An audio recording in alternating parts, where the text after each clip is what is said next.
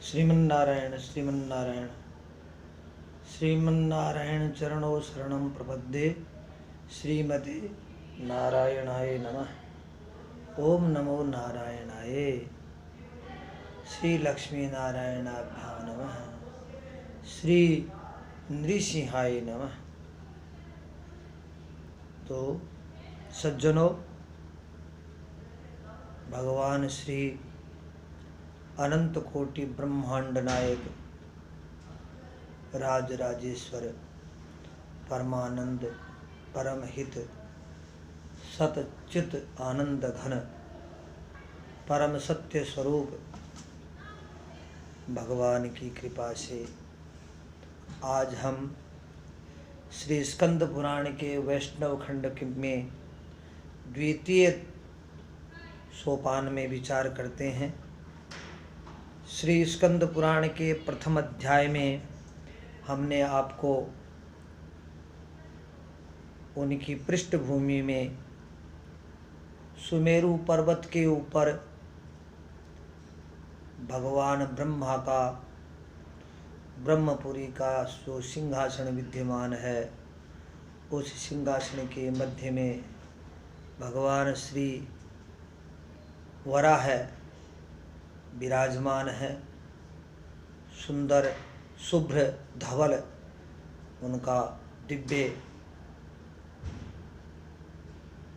प्रकाशमान स्वरूप है। उनकी अंक में भगवती पृथ्वी धरा देवी अपने विशाल वक्षस्थल के साथ में भगवती दिव्य सुंदर स्वरूप श्यामा आई हैं। वे आकर के भगवान वराह से प्रार्थना करती हैं कि हे भगवान, आपने मेरे को 1000 फण धारण करने वाला श्री शेष के मस्तक पर विराजमान कर दिया। यह आपकी बहुत बड़ी कृपा हुई।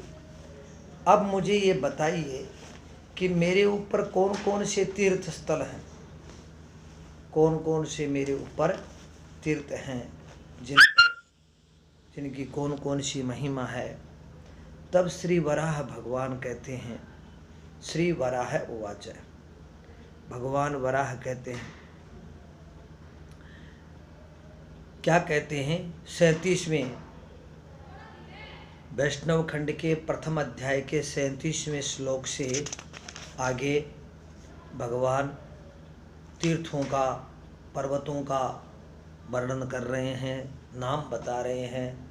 सुमेरुर हिमवान विंध्यो मंदरो गंधमादनः सालग्राम चित्रकूटो माल्यवान परिजात्रकः महेन्द्रो मलयः शय्यः सिंहाद्रिरपि दैवतः मेरुपुत्रो अंजनो नाम शैल स्वर्णमयो महान एते शैलवराः सर्वे पद आधारा वसुंधरे ये मया देवसंगेश्च ऋषि संगेश्च सेविता एतेषु प्रवरान् वक्ष्ये तत्त्वतः शृणु माधवी सालग्रामश्च सिंहाद्रि शैलेन्द्रो गंधमादनः एते शैलवरा देवी दिशं हेमवतीं श्रिताः दक्षिणस्यां प्रति तास्तु वक्ष्ये शैलान् वसुंधरे अरुणाद्रि हस्तिशैलो गृध्राद्रि घटिकाचल एते शैलवरा सर्वे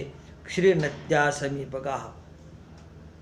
श्री भगवान वराह पृथ्वी से कहते हैं, सुमेरु, हिमवान, विंध्याचल, मंदर, गंधमादन, सालग्राम, चित्रकूट, माल्यवान, पारिजात्र, महेंद्र, मलय, सिंह, मलय और शय्य और सिंहाद्रि और रेवत और मेरु का पुत्र अंजन नाम का शैल, ये स्वर्णमय महान, ये स्वर्णमय हैं, ये महान हैं। एते शैलवराः, ये शैलवर कहलाते हैं। वो पर्वतों में श्रेष्ठ वरदायक पर्वत कहलाते हैं। तद आधारा वसुंधरे, ते वसुंधरे, ये तुम्हारे आधार स्वरूप हैं। ये मया देव संगे से ऋषि संगे से सेविता, इन पर्वतों पर मैं ऋषियों के साथ में, देवताओं के साथ में सेवित होता हूँ। यहाँ मेरी देवता लोग और ऋषिगण सेवा करते हैं। एतेषु प्रवरान वक्षे तत्वतः शृणु माधवी। इसके अलावा इनमें जो प्रवर हैं विभिन्न, उनके बारे में बताता हूँ हे माधवी। हैं सालग्राम, सिंहाद्रि, शैलेंद्रो, गंधमादन है। सिंह नाम के पर्वत पर, सिंहाद्रि पर्वत पर मैं सालग्राम नाम से प्रसिद्ध हूँ। और गंधमा, और इसके अलावा सालग्राम, सिंहाद्रि, शैलेंद्रो, गंधमादन, एते शैलवरा देवी दिशम हेवतिम श्रिता। ये सालग्राम, सिंह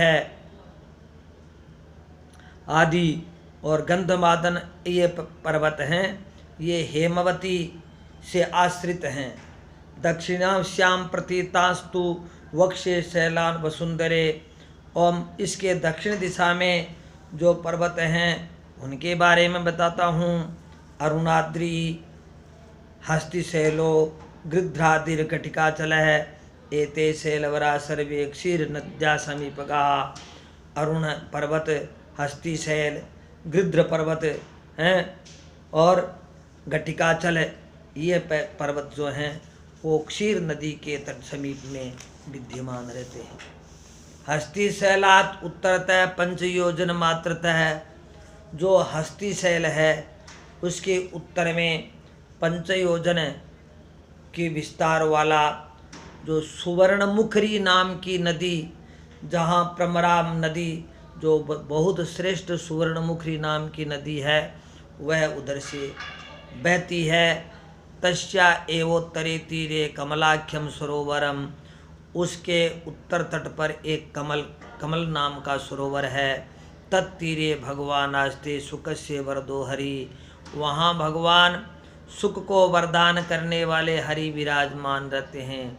बलभद्रेण संयुक्त है, भगवान बलभद्र उनके साथ में रहते हैं। कृष्णो भक्तार्तिनाशन है, भगवान श्री कृष्ण विराजमान रहते हैं, जो भगवान भक्तों की आरती को, भगवान के दुख को विनाश करने वाले होते हैं। और तत्तीरे बैखान शेर मुनिगणे नित्य आराधितो मलही। और बेखानस आदि मुनिगणों के साथ में भगवान आराधित होते हैं, प्रार्थना उनकी की जाती है। कमलाख्य से सरस उत्तरे काननोत्तमे। कमल नाम का जो सरोवर है, पद्म नाम का जो सरोवर है, उसके उत्तर की तरफ में जो कानन है, वन है, उसमें 2 कोस और आधि कोस अर्थात 2.5 कोस की क्षेत्र में हरिचंदन शोभायमान है। वो हरिचंदन श्री वेंकटाचलो नाम वासुदेवालयो महान। वो हरिचंदन शोभित है, उसको वेंकटाचल कहते हैं। उसको महान वेंकटाचल, क्योंकि वो भगवान का देवालय है। 7 योजन विस्तीर्णो, वो 7 योजन का उसका विस्तार है। शैलेंद्र योजन योचित है, और वो 1 योजन की ऊंचाई पर है।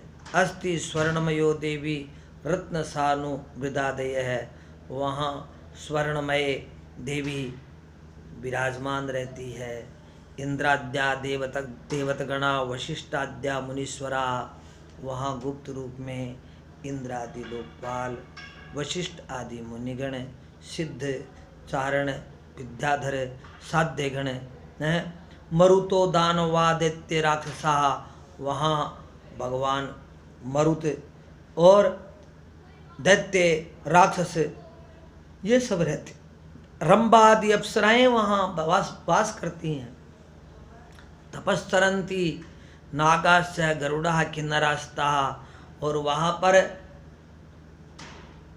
तपस्या की जाती है, वहाँ नाग हैं, नाग माने हाथी, नाग माने सर्प, तो सर्प भी रहते हैं, हाथी भी रहते हैं गरुड़ा किन्नराश्च, वहाँ गरुड़ भी रहते हैं, किन्नर भी रहते हैं।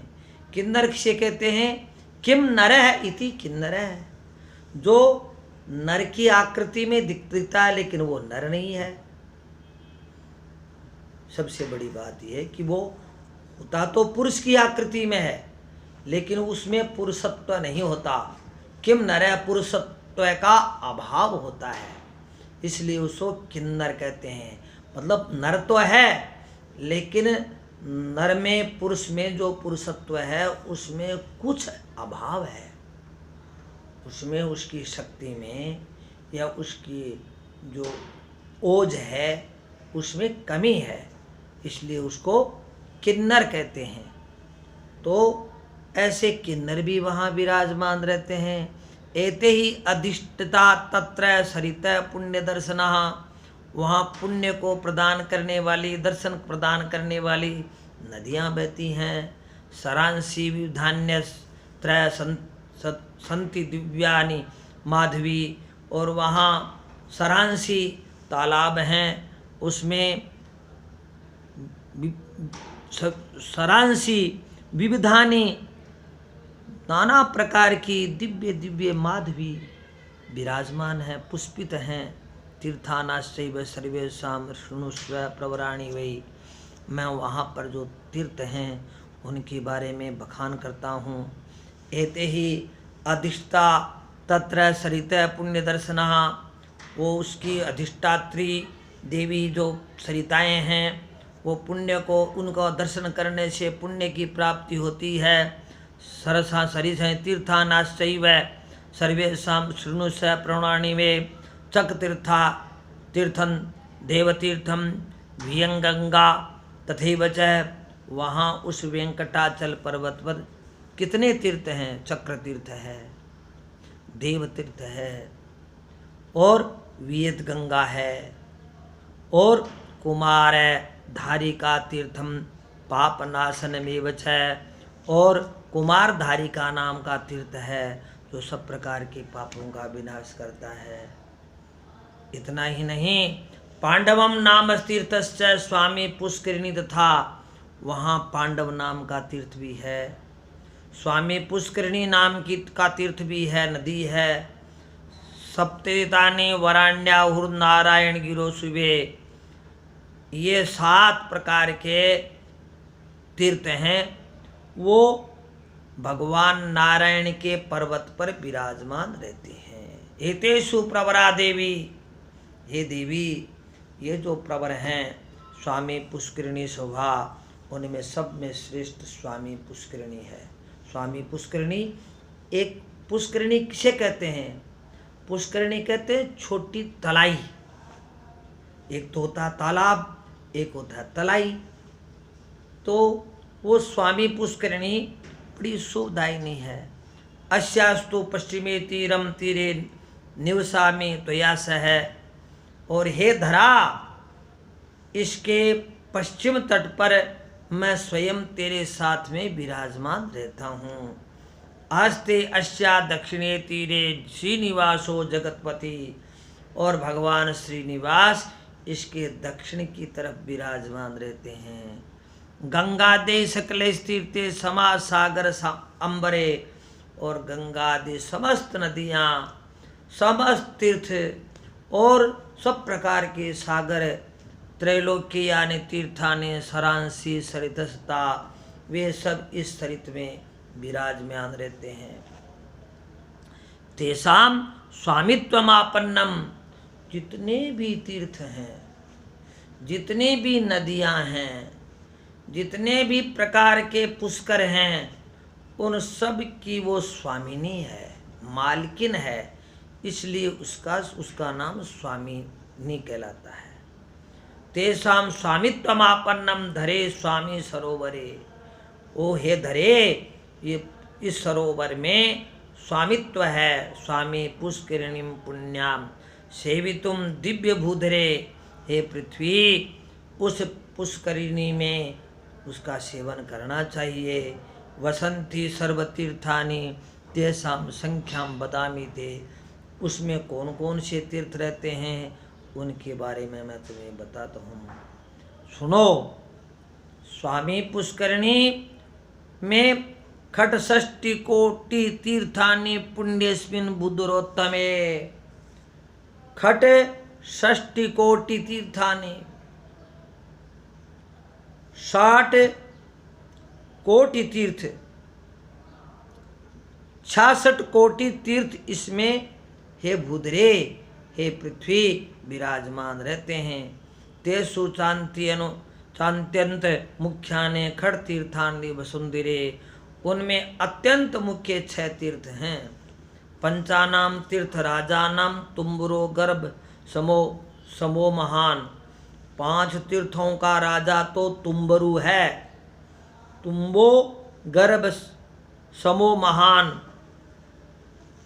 तुम्ब जो है, तुम्ब गर्भ के समान महान 5 तीर्थ है। गर्भवास है भयध्वंसनी स्नाता नाम बुधरोत्तमे।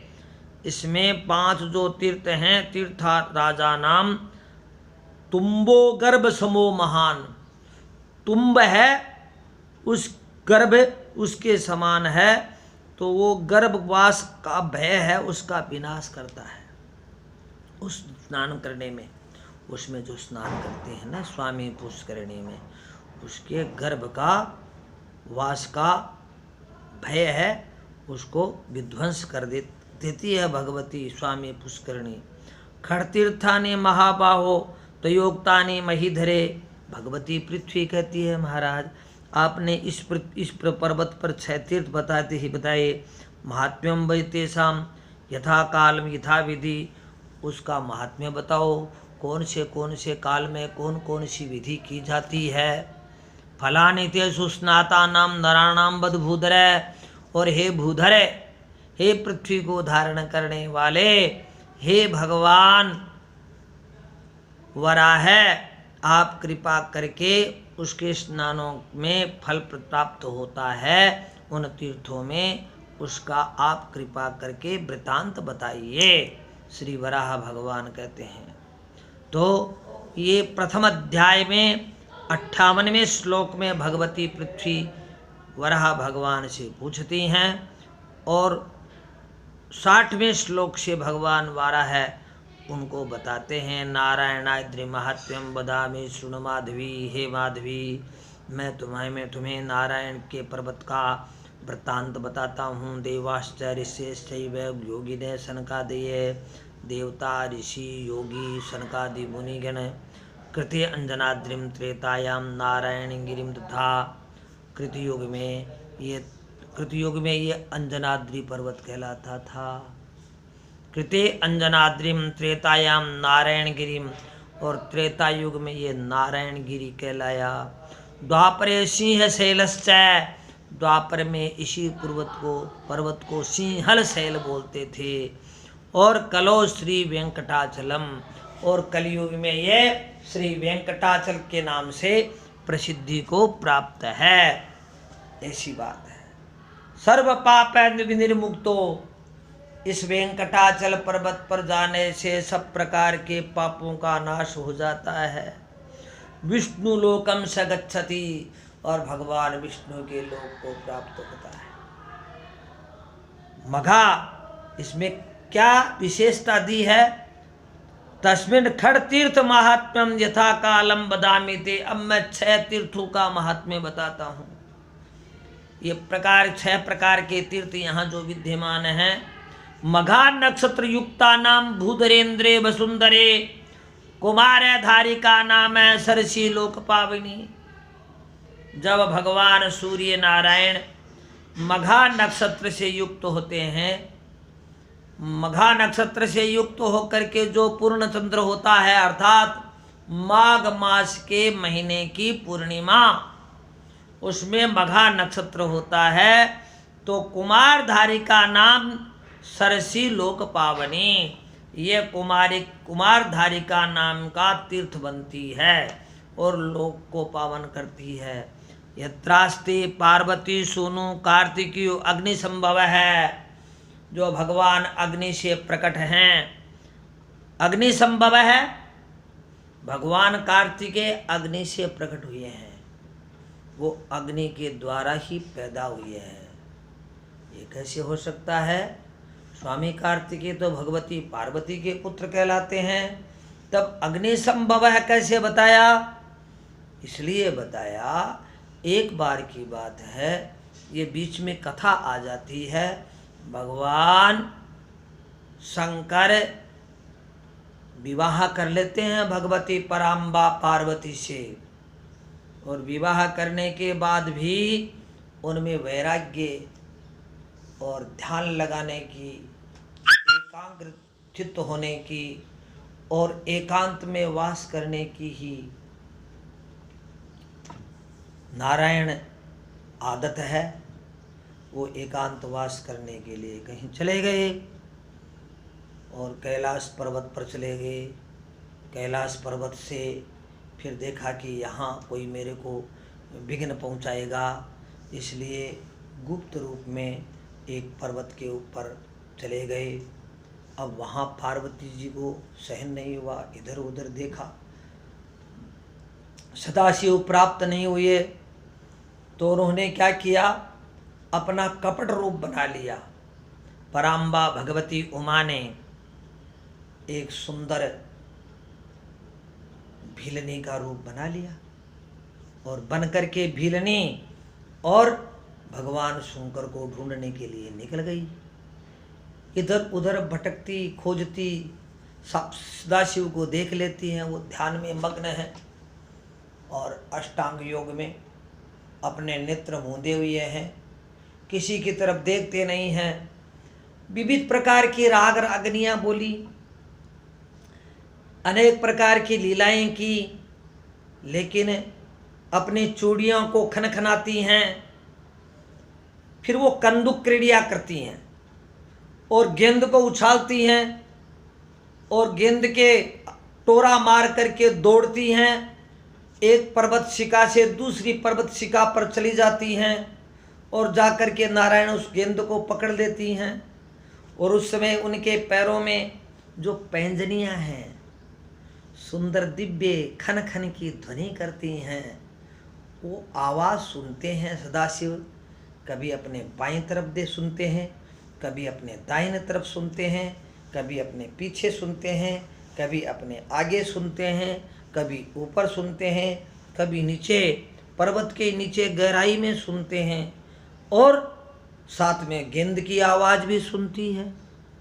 शाम भगवान शिव जी को बड़ा आश्चर्य हुआ, अरे ये ऐसी क्रीड़ा करने वाली योगिनी कौन है? ये तो कोई दिव्य है, कैसी है? इसमें कितनी सामर्थ्यता है, अपने ही पैर से गेंद को मारती है और दौड़ करके गेंद के आगे अपने हाथ से ही पकड़ लेती है, और जब वो कूदती है एक स्थान से दूसरे स्थान पर, तो उसमें पृथ्वी कंपायमान होती है, पर्वत हिलता है। वहाँ के पर्वत के जो ऊपर पेड़ हैं, पौधे हैं, वो भी विचलित होते हैं, पक्षी भी कलरव करते हैं, मोर पिहू पिहू बोलते हैं, कोलाहल होता है। उसके दौड़ने से उसको एक स्थान से दूसरे स्थान 100 कोस की दूरी पर दौड़ करके जाती है भगवती। एक पैर इधर रखा, बद्रीनाथ से केदारनाथ की तरफ जाती है जैसे, तो एक तरफ पर्वत के ऊपर केदार से दौड़ लगाती है, तो उधर बद्री के ऊपर जा कर के पैर रखती है, और इतना जल्दी रखती है कि वो गेंद से पहले पहुंच जाती है। तो ऐसे करके उसको आश्चर्य हुआ कि ये शक्ति कौन है? ये तो महान है, ये तो दिव्य है, ये तो विद्युतमय है। विद्युत एक स्थान से दूसरे स्थान पर हजारों कोस की दूरी को पार कर सकती है, तो ये विद्युतमय है। ऐसा विचार करके नेत्र खोले, उसको देख करके सांब सदाशिव अम्बा को प्राप्त करने के लिए दौड़ पड़े। पार्वती को पकड़ करके हाथ पकड़ा पार्वती का, वो जो भगवती ने एक भीलनी का रूप बना रखा है। हाथ पकड़ करके टेढ़ी नजरों से भ्रिकुटी तान करके भगवती कहती है, अरे हे महात्मा, हे जटाधारी, कौन हो तुम? मेरे हाथ को तुमने कैसे छू लिया? ये तो तुमने अनर्थ कर लिया। तुम नहीं जानते मेरे पतिदेव बड़े महान हैं। उनकी त्रिशूल के सामने काल भी नहीं बचता। वो कालों के काल हैं, महाकाल हैं। वो तेरा जो इस प्रकार से मालूम हो जाएगा मेरे को तुमने छू लिया, ये तुमने बहुत बड़ा अपराध कर लिया है। तुम क्षमा याचना करो और चले जाओ यहाँ से। तुम नहीं जानते मैं कौन हूँ। तो भगवान शंकर पूछते थे, आप कौन है बताइए। बोले, अभी तुम्हें मेरे परिचय की कमी महसूस हो रही है। मैं त्रिलोकी के नाथ पिनाक पाणी भगवान शंकर की अर्धांगिनी हूँ। मेरा नाम पार्वती है। मैं अपनी स्वेच्छा से ये संपूर्ण ब्रह्मांड मेरे बस में है। तुमने मेरे हाथ को कैसे छुआ? ऐसे कह करके पार्वती ने अपना रूप धारण कर लिया। भगवान शंकर लज्जित हो गए। भगवान शंकर से पार्वती ने कहा, हे सदाशिव, हे अवडरधानी, हे जटाधारी, हे गंगाधारी, हे मुंडमालों को धारण करने वाला, हे भस्मांबर, हे मृगांबर, आप क्या कर रहे हैं? आप तो कहते थे न मैं बैरागी हूँ, मैं एकांतवासी हूँ। आपने तो अभी क्षण क्षण में ये आपकी ये हालत हो गई। भगवान शंकर बड़े लज्जित हुए। उसके बाद में पार्वती से उन्होंने अनुनय विनय किया। उनके साथ में रमण करने के लिए, क्रीड़ा करने के लिए भगवान शंकर आकर्षित हो जाते हैं। और क्या हुआ? उन्होंने कामदेव को भस्म किया था। सात सदाशिव ने, भगवान शंकर ने कामदेव को भस्म किया। आज कामदेव की जन्मतिथि भी है। भगवान कामदेव चैत्र शुक्ल पक्ष की द्वादशी को ही प्रकट होते हैं। त्रयोदशी को मनाया जाता है कामदेव भगवान को। भगवती लक्ष्मी स्वयं कामदेव के प्रति व्रत करती हैं। तो ऐसे भगवान शंकर भी आकर्षित हो गए और उन्होंने क्या किया, एक वितान बनाया। उस वितान में बड़ा दिव्य भगवान शंकर ने भगवती पार्वती के लिए एक रमण भूमि तैयार की। रमणीक दिव्य धाम जिसमें मणियों के द्वीप हैं, दीप हैं, पर्यंक हैं, दिव्य दिव्य बेडूरीय मणि आदि प्रकाशित हो रही हैं स्फटिक मणि के, और दूध के फेन के समान झाग जैसे होता है उस प्रकार से बड़े कोमल गद्दे हैं। वहाँ तरह तरह के सुंदर सुंदर पक्षी दिखाए हुए हैं। बड़ी पच्चीकारी की हुई है, मीना की कारीगरी की हुई है। दिव्य दिव्य पुष्पों से सुगंधित है। नाना प्रकार के झरने बह रहे हैं। उस वितान के द्वार पर अपने अग्निदेव को, जो अपने भ्रिकुटी में विराजमान करते हैं, उसको द्वारपाल बना करके खड़ा कर दिया। कोई भीतर न आने पावे। और भगवान शंकर पार्वती के साथ में वहाँ अपने दिव्य धाम में जो अपने द्वारा ही कल्पित किया हुआ है विहार कर रहे हैं। अचानक सप्तऋषिगण आ गए भगवान शंकर से मिलने के लिए, सृष्टि के कार्य के लिए। तब भगवान शंकर के लिए कि हम अभी मिलना चाहते हैं, अग्निदेव भीतर प्रवेश करते हैं भगवान शंकर से आज्ञा लेने के लिए। तब तक उस समय भगवान शंकर ने भगवती पार्वती को आधान कर रहे हैं। उनका जो धातु द्रव्य है वो भगवती पार्वती को प्रदान करना चाहते हैं, लेकिन भगवान शंकर के उस दिव्य तेज को, धातु को भगवती पार्वती सहन नहीं कर पाती। वो अग्नि से को भी जला देने की शक्ति रखता है। इतने दिव्य महातेज प्रज्वलित दिव्य स्वरूप को देख करके पार्वती गिड़गिड़ाने लग जाती हैं। तब तक वो अग्निदेव पहुंच जाता है। अग्निदेव से कहा तुम अपनी अंजलि मेरे सामने करो। वो कुछ कह नहीं पाता बेचारा। तब तक उस अंजलि में वो अपने धातु को, दिव्य तेज को, अपने वीर्य को स्थापित कर देते हैं और कहते हैं कि तुम इसको ग्रहण कर लो। अग्निदेव उसको ग्रहण करना चाहता है।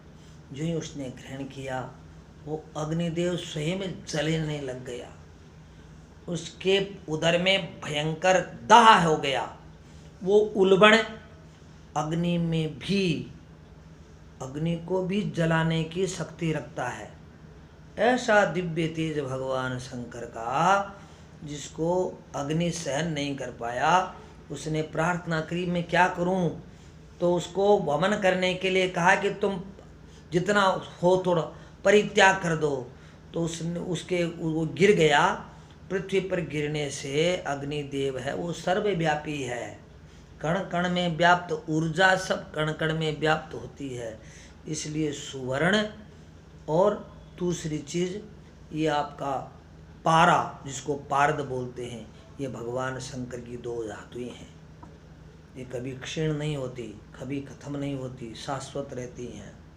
अग्नि में जलने के बाद में भी उतनी ही बच जाती हैं। उसके बाद में वो आधा भाग रह गया। अब भगवान शंकर से फिर कहा कि फिर भी ये मेरे पच नहीं सकता। तब अग्निदेव ने कहा तुम किसी को प्रदान कर दो। तो ये सप्तऋषिगण जो आए थे वो भगवान शंकर की आज्ञा लेकर के, क्योंकि बिना आज्ञा के बिना इस पृथ्वी पर यज्ञ नहीं कर सकते सृष्टि के कल्याणार्थ। क्योंकि प्राचीन काल में सबसे पहले जो यज्ञ हुआ था, उस यज्ञ में, यज्ञ को करने पर भगवान यज्ञ अग्निदेव ने स्वर्ग प्रदान किया था देवताओं को, और देवता लोग स्वर्ग में चले गए। जाते समय वो दानवों को साथ में नहीं लेकर के गए। और क्या किया उन्होंने? शंकर भगवान विराजमान थे, बैठे हुए थे, उनसे उनके बारे में किसी ने पूछा तो कह दिया कि अरे वास्तव इनको यहीं पड़े रहने दो, हम जाते हैं स्वर्ग में। चले गए। तब भगवान शंकर ने वास्तु का रूप धारण किया, एक दैत्याकार आकृति, और तब दानव जो हैं वो उनके साथ रहते हैं। और देवता लोग बड़े परास्त हुए।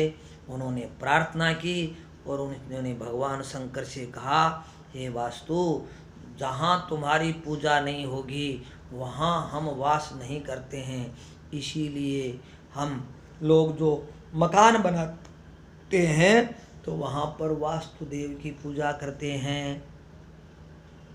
और उसके बाद में देवता लोग जब कभी भी यज्ञ करने के लिए पृथ्वी पर आते हैं तो भगवान शंकर की आज्ञा लेनी पड़ती है। तो देवता लोग यज्ञ करवाने के लिए सृष्टि कल्याणार्थ भगवान शंकर की आज्ञा ली। वो यज्ञ कर रहे हैं। और यज्ञ कहाँ कर रहे हैं? त्रिपथगामिनी भगवती गंगा के तट पर और जमुना के तट पर, अर्थात प्रयागराज में यज्ञ हो रहा था। माघ का महीना था, सर्दी पड़ रही थी, उसमें यज्ञ हो रहा था। मकर संक्रांति थी। आजकल महात्मा लोग कभी कर लेते हैं, बड़े बड़े दिग्गज ज्ञानी ध्यानी योगिंद्र मुनिंद्र, अपने आप को अमलात्मा कहने वाले, यज्ञ की मर्यादा को नहीं जानते। वो अपनी मर्यादा को जानते हैं। वो केवल अपनी ढीठता और अपनी ही लगाते हैं। उनको शास्त्र से कोई लेना देना नहीं है। आजकल हजारों कुंडों के यज्ञ होते हैं, उनमें न तो उनका कोई मुहूर्त है, न कोई उनका कोई और, न कोई अग्निवास है, कुछ भी नहीं है। केवल एक प्रकार का ये आडंबर बना करके विविध प्रकार के राजा महाराजाओं को, नेताओं को, प्रतिष्ठितों को, धनवानों को, चाहे उनके पास विहित धन है या अविहित धन है, उससे कोई लेना देना नहीं है। वो मीडिया के द्वारा बहुत ही प्रतिष्ठित होने के लिए ये हम देखते हैं, कहने की आवश्यकता नहीं है। केवल और केवल अपनी बार बार यही बखानते हैं कि मैंने ये प्राप्त कर लिया, मैंने वो प्राप्त कर लिया, मैं ये याद रखता हूँ, मैं वो याद रखता हूँ। अरे भगवान राघवेंद्र सरकार 64 कला, 64 प्रकार की विद्या, 4 वेद, 6 शास्त्र, 18 पुराण और धनुर्विद्या है, वेद विद्या है, आयुर्विद्या है, ज्योतिष विद्या है, व्याकरण है, साहित्य है और भूत भविष्य और वर्तमान, इन सब के जानकार होने के बावजूद भी कभी ऐसा नहीं किया। अब अपने ही मुखारविंद से बार बार मैं ये प्राप्त कर लिया, मैंने राष्ट्रपति से ये प्राप्त कर लिया, मैं ये हूँ, मैं वो हूँ, ये मेरा शिष्य है, इस प्रकार से हम सुनते हैं तो हमें बड़ा खेद होता है। स्वामी कृपात्री जी महाराज ने धर्म सम्राट की उपाधि को प्राप्त किया, लेकिन कभी इस प्रकार का अभिमान नहीं किया। चलो हम इस बात को नहीं चाहते। मेरी कुबुद्धि और मेरी विषयात्मिका बुद्धि के माध्यम से कोई मुख से निकल गया है, उसके लिए मैं बार बार विद्वज्जनों, सम्यक मुनिजनों से मैं प्रार्थना करता हूँ, मुझे क्षमा कर दें। हमें तो भगवान वेंकटाचल के महात्म्य को बताना है, इसलिए वेंकटाचल महात्म्य के अंतर्गत हम बीच में आ गए थे। ये भगवान स्वामी कार्तिकेय ये अग्नि के पुत्र कहलाते हैं। किस लिए? तो वो लेकर के वायुदेव को प्रदान कर दिया उन्होंने। अग्निदेव हैं, वो वहाँ चले गए। कहाँ? यज्ञाग्नि में तो अग्निदेव ही रहते हैं। और सुबह सुबह यज्ञों की पत्नियाँ, यज्ञ की पत्नियाँ जो हैं अर्थात ऋषियों की पत्नियाँ सुबह सुबह स्नान करने के लिए जाती हैं। वो गंगा स्नान नहीं करती, वो तो जमुना में स्नान करती हैं। गंगा ज़्यादा ठंडी है, जमुना का जल ठंडा नहीं होता, उतना कम ठंडा होता है। सर्दी में भी यमुना का जल उष्ण होता है। उसमें स्नान किया, स्नान करके बाहर निकली, ठंडी हवा चल रही थी। ठंडी हवा चलने से उनमें क्या हुआ? उनको ठंड लगी। जमुना में ही परमात्मा की लीला थी। स्त्री को पानी में बिना वस्त्र के, बिना अपने अंग को आच्छादित किए स्नान नहीं करना चाहिए। क्यों नहीं करना चाहिए? क्योंकि जल में ब्रह्म हत्या रहती है। ब्रह्म हत्या को 4 भागों में बांटा गया था। एक भाग जल देवता को दिया था, एक भाग स्त्री को दिया था, एक भाग पृथ्वी को दिया था, एक भाग वनस्पति को दिया था। इसलिए कभी भी एक तो स्त्री को वनस्पति के ऊपर बिना वस्त्र को आच्छादित किए हुए नहीं बैठना चाहिए। दूसरा, पृथ्वी के ऊपर भी बिना वस्त्र को आच्छादित किए हुए नहीं बैठना चाहिए। तीसरा, जल में भी वो बिना वस्त्र के आडंबर किए स्नान नहीं करना चाहिए। क्योंकि स्त्री को भी तो ब्रह्महत्या लगी है। स्त्री को ब्रह्महत्या किस रूप में लगी है? स्त्री को 1 महीने के बाद में उसके शरीर में जो दूषित रक्त होता है, जिस रक्त के द्वारा वह अपने गर्भ का पोषण करेगी, वो दूषित हो जाता है और वह रक्त उसके शरीर से बाहर निकल जाता है। वो 4 दिन तक वो दूषित रहती है। प्रथमे हनि चांडाली, पहले दिन चांडाली कहलाती है। दूसरे दिन वो रजकी कहलाती है। तीसरे दिन वो शुद्रा कहलाती है। चौथे दिन वो शुद्ध होती है। तो इसलिए ये उसकी ऋतुमती या जो रजस्वला होने के बराबर हो जाती है। इस कारण से वो जो 6 स्त्रियां थी, 7 ऋषियों में 6 ऋषियों की पत्नी, वो नग्न स्नान करके आई थी बाहर। और नारायण, उन्होंने वस्त्र को स्वस्त्र से आच्छादन तो किया नहीं। ऐसे ही दौड़ी दौड़ी वो यज्ञ मंडप में अग्निदेव था, वो अग्निदेव के पास जाकर के अपने पैरों को तपाने लगी, हाथों को तपाने लगी। अब वो अग्निदेव क्या करता है, अग्निदेव को चारों तरफ से वो इधर उधर घूम घाम करके अपने शरीर को अग्नि की ऊष्मा प्रदान करते हैं। अग्नि में वो ऊष्मा में, अग्नि की ऊष्मा में भगवान शंकर का वो तेज विद्यमान है जिसको उसने ग्रहण किया था। तो अग्निदेव ने क्या किया, गर्भावस्था में उनके प्रत्येक के गर्भाशय में, प्रत्येक के रोम रोम में उसको पहुंचा दिया और वो गर्भवती हो गई। इसके अलावा अग्नि की झड़ से जो बाहर जो निकला, जो तेज जितना था उतना तो वो 6 स्त्रियों ने ग्रहण कर लिया, और जो अलग था वो वायुदेव ने ग्रहण कर लिया। वायुदेव का साथ ले लिया उसने, और वायुदेव लेकर के जा रहा था। तो वायुदेव ने क्या किया, वायुदेव ने ऐसा किया, वो अंजना नाम की एक मरकटी बानरी वहाँ वेंकटाचल पर्वत पर तपस्या कर रही थी, भगवान बैकुंठनाथ की आराधना कर रही थी। वो स्वामी पुष्करणी नाम की नदी में से बाहर निकली। वो भी उस समय उसके जो वस्त्र थे वो गीले थे, और वहाँ जा कर के वायुदेव ने उसका आलिंगन किया, और वायु के आलिंगन करने से वो वायु में जो तेज विद्यमान था वो तेज अंजना ने ग्रहण कर लिया, और इस प्रकार से वो अंजना के गर्भ से श्री हनुमान जी महाराज प्रकट हुए। और ये जो है अग्निदेव का पुत्र, ये स्वामी कार्तिकेय हुआ, वो गर्भवती हो गई, वो 6 स्त्रियां। तब उन्होंने क्या किया, वो जा करके नदी के तट पर स्नान करने के बाद में वस्त्र आदि पहन करके यज्ञ में बैठी।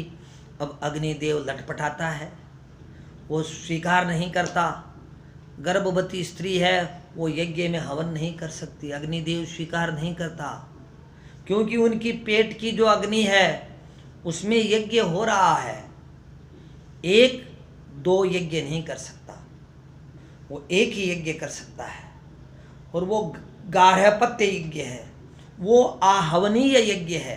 3 प्रकार की अग्नि होती है, एक श्मशान में जिसको क्रव्यादान कहते हैं, एक यज्ञ कुंड में जिसको आहवनीय कहते हैं, एक चूल्हे में, और अपने पेट में जिसको हम जठराग्नि कहते हैं, जो गार्हपत्य गृहस्थ की अग्नि कहलाती है।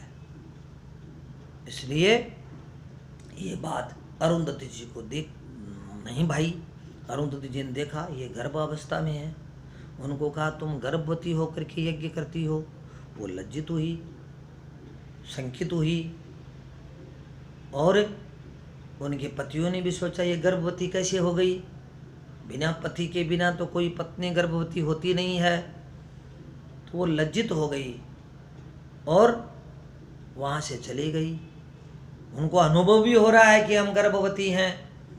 उन्होंने गंगा के तट पर जा कर के, भगवती गंगा के तट पर, और वहाँ विंध्याचल पर्वत की कंदरा के पास में अपने गर्भ को निकाल करके रख दिया।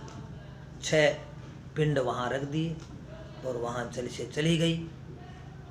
इधर में क्या होता है, वो सरकंडों में, नदी के तट पर सरकंडे हैं होते हैं, उनमें वो डाली हुई थी। भगवती गंगा ने उसका अनुपालन किया। स्वामी कार्तिकेय के प्राकट्य के लिए ब्रह्मा जी ने कहा कि तुम हिमाचल की बेटी पार्वती के साथ में भगवान शंकर का विवाह करा दो, तो तुम्हें उससे जो पुत्र पैदा होगा वही उस राक्षस का अंत कर सकेगा।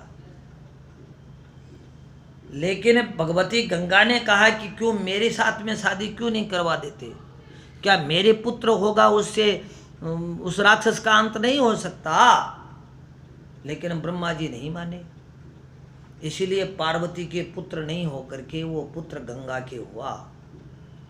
भगवती गंगा ने वो अपनी लहरों से उसको एक जगह कर दिया और वो 6 का एक पिंड बन गया। और उसके बाद में वो दुखी होकर के विचार करती हैं कि पति के द्वारा भी तो हम परित्यक्त हो गई और हमने अपने गर्भ का भी परित्याग कर दिया। हम कौन है, ये स्त्री के धर्म थोड़ा ही है। हम दोनों धर्मों का परित्याग कर दिया, पति धर्म का परित्याग कर दिया और अपने जननी धर्म का भी परित्याग कर दिया। तो वो वापस दुखी होकर के वहाँ पहुँचती हैं। वहाँ देखती हैं तो एक बालक है, उसको दुग्धपान करवाना चाहती हैं। तो उसने 6 मुख धारण कर लिए और एक एक माँ के दूध को पान करते हैं। इधर पार्वती जी महाराज पूछती हैं भगवान शंकर से कि क्या होगा, उस धातु का क्या हुआ, उससे क्या हुआ। भगवान शंकर ने सारा वृतांत बता दिया। तो भगवती पार्वती भी आह्लादित होती हैं और उसको बुलवाती हैं। तो वो 6 की जो स्त्रियां थी उनको कीर्ति की प्राप्ति हुई, इसलिए वो कृतिकाएँ कहलाती हैं। और उनके द्वारा, उन कीर्तियों के द्वारा जो किया हुआ है, इसलिए उसका नाम कार्तिकेय पड़ा। द्वे मातुरै कृपा सिंधो खाण मातुराग्रज प्रभो वरदस्त्वं वरम देहि वांछितम वांछितार्थदः। द्वे मातु कृपा सिंधु, 2 माताएं हैं। कौन कौन है 2 माताएं? एक तो भगवती पार्वती है, दूसरी भगवती गंगा है, और मातुराग्रज प्रभो, और जिनकी 6 माताएं हैं। और इस प्रकार से वरदस्त्वं वरम देहि वांछितम वांछितार्थदः। तो इस प्रकार से यत्रास्ते पार्वती सूनु कार्तिकेयो अग्नि संभव है, वहाँ पर अग्नि संभव है। अग्नि से उत्पन्न होने वाले स्वामी कार्तिकेय जी महाराज वहाँ विराजमान रहते हैं। किस दिन? जिस दिन माघ शुक्ल पक्ष की पूर्णिमा के दिन मघा नक्षत्र होता है। और कुमारधारी का नाम है सरसी लोक पावनी। वो भगवती लोक पावनी, वो पुष्करणी है, वो कुमारधारी का नाम से कहलाती है। यत्रास्ते पार्वती सूनु कार्तिकेय अग्नि संभव है तस्याम ये स्नाति मध्याह्ने तुच्चे पुण्य फलम शृणु। उसको मध्याह्न काल में उस दिन अगर कोई स्नान करता है तो उसका मैं तुम्हें फल प्रदान करता हूँ। गंगादि सर्वतीर्थेषु यह स्नाति नियमाद्वरे हैं। हे हरे, हे पृथ्वी, हे धरे, गंगादि जितने भी तीर्थ हैं उन सब में अगर स्नान किया जाए, द्वादशाब्दम जगद्धात्री, 12 वर्ष तक जो हे जगद्धात्री सब तीर्थों में स्नान किया जाए, उतना फल उसको एक बार दोपहर काल में मघा नक्षत्र से युक्त पूर्णिमा के दिन स्नान करने मात्र से मिल जाता है। और तो और यो नम ददाति तत्तीर्थे शक्त्या दक्षिणयान्वितम स तावत् फलमाप्नोति स्नाते तूक्तम फलम यथा। यो अन्नम ददाति तत्तीर्थे, जो उस तीर्थ पर ऋषि को अन्न प्रदान करता है, अपनी शक्ति के अनुसार दक्षिणा प्रदान करता है।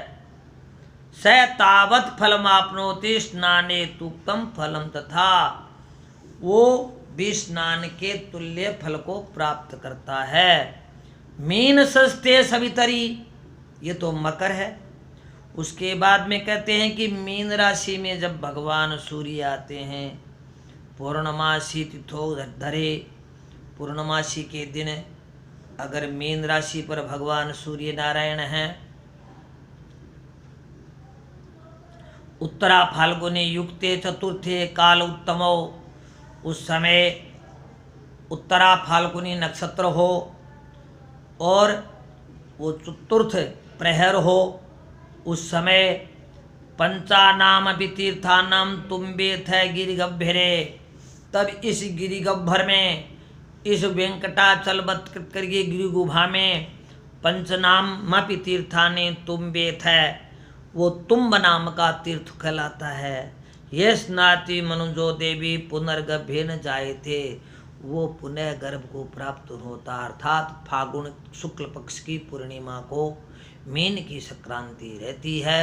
उत्तरा फाल्गुनी से युक्त फाल्गुन शुक्ल पक्ष की पूर्णिमा को स्नान करने से ये श्रेष्ठ फल की प्राप्ति होती है।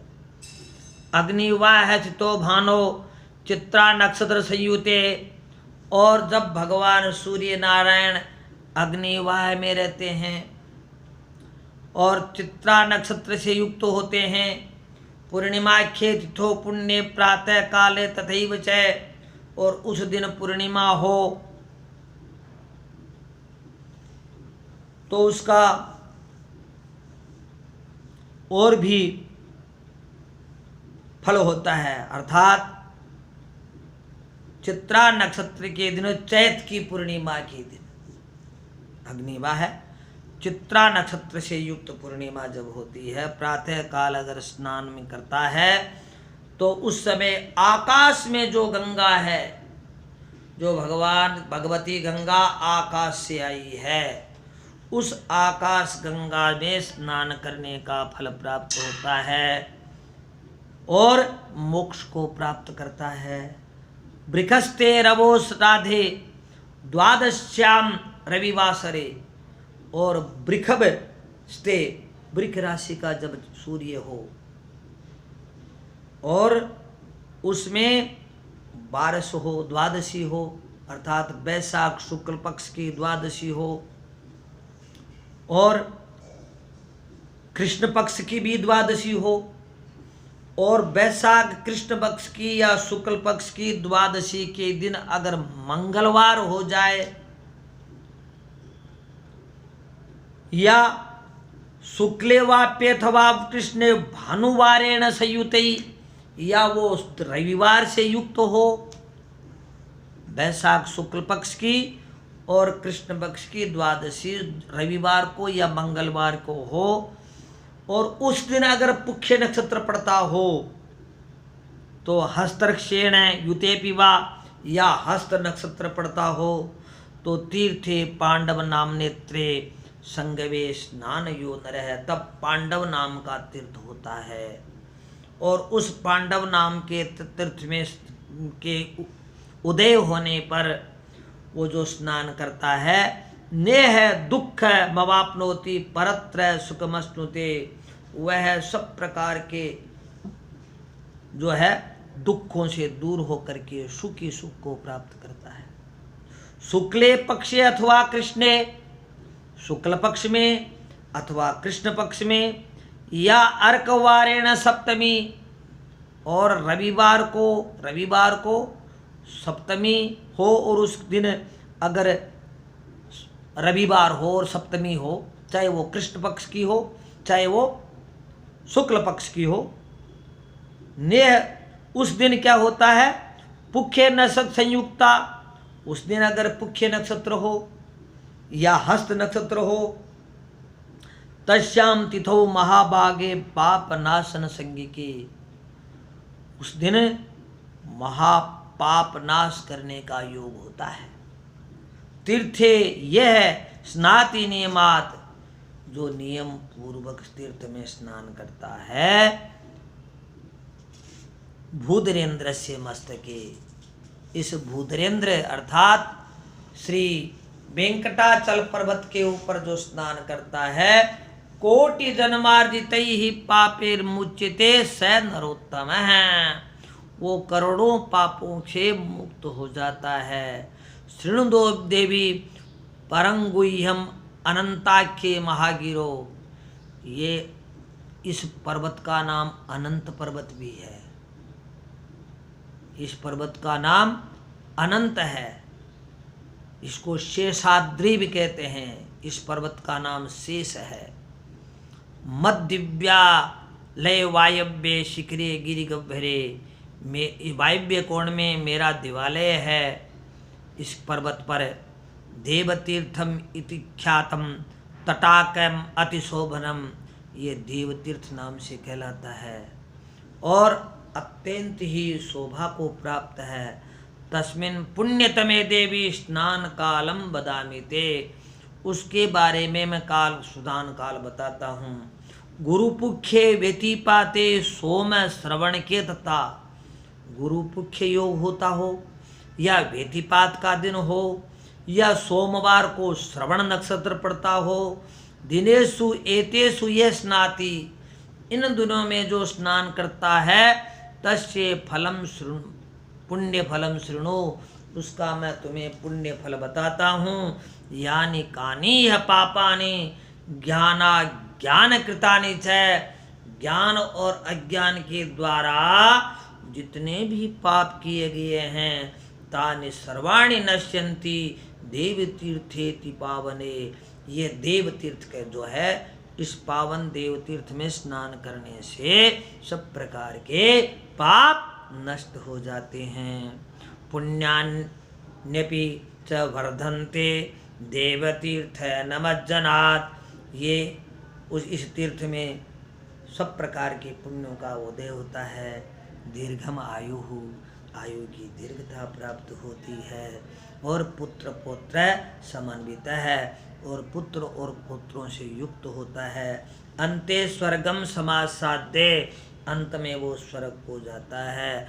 चंद्रलोके मह्यते, और वो चंद्रलोक को प्राप्त होता है। तद दिनेषु अन्नदो देवी यावत् जीवान्नदो भवेत्, उस दिन अगर किसी को अन्न प्रदान कर दिया तो जिंदगी भर अन्नदान का फल प्राप्त होता है।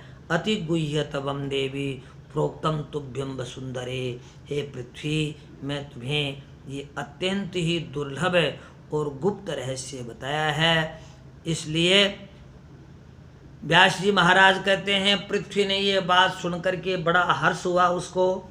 दृष्ट्वाभिर्वाग फिरतुलम तुष्टाव धरणीधरम, और भगवान धरणीधर को तुष्ट करती हैं। धरणी प्रार्थना करती है भगवान की, क्या कहती है? नमस्ते देव देवेश वराह वदनाच्युत क्षीर सागर संकाक्ष वज्र श्रृंग महाभुज उद्धृतास्मि त्वया देवी कल्पादौ सागराम्भस सहस्र बाहुना विष्णु धारयामि जगत्यहम् अनेक दिव्याभरण यज्ञ सूत्र विराजित अरुणारुणंबर धर दिव्य रत्न विभूषित उद्यत भानुन प्रतीकाश पाद पद्म नमो नमः बालचंद्राभदृष्टाग्र महाबल पराक्रम दिव्य चंदन लिंगाग्र तव तप्त कांचन कुंडल इंद्र नीलमणि ज्योति हेमांगद विभूषित वज्रदृष्टाग्न निर्भिन्न हिरण्याक्ष महाबल पुंडरीकाभिरामाक्ष साम स्वर्ण मनोहर सुति सीमंत भूषान्मन् सर्व आत्मचारु विक्रम चतुरान शंभुभ्यां वंदितायत लोचन सर्व विद्यामयाकार शब्दातीत नमो नमः आनंद विग्रहानंत काल काल नमो नमः इति स्तुत्वा चला देवी ववंदे पादयोर्विभुं वंदमानां समुद्वीक्ष्ये देवः फुल्लविमोचनः उद्धृत्य धरणीं देवी मालिलिंगेथ बाहुभिः आघ्राय धरणी वक्त्रं वामांके सन्निवेश्य च आरुह्य गरुडे सानं जगाम बृखबाचलं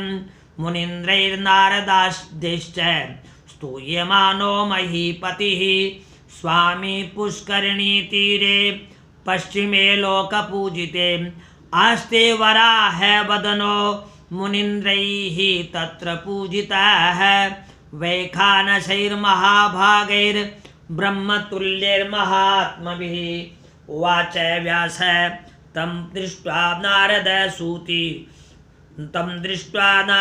सूत मुनीनाम् उक्तवान् पुरा तदेतद् अहमश्रोषं तत्र वै मुनिसंसदि यत्पृष्टोऽहं त्वया सूत महात्म्यं धरणीभृतां मया तोक्तं यथावद्धि नारदाश्च पुरा श्रुतं ये इदं धर्मसंवादम् आवयो सूतपावनं पठेद्वा देवपुरुतो ब्राह्मणानां पुरस्तथा सर्वेषामपि वर्णानां शृण्वतां भक्तिपूर्वकं स प्रतिष्ठामवाप्नोति पुत्रपौत्रैः समन्वितः शृण्वतामपि सर्वेषां यदिष्टं तद्भविष्यति।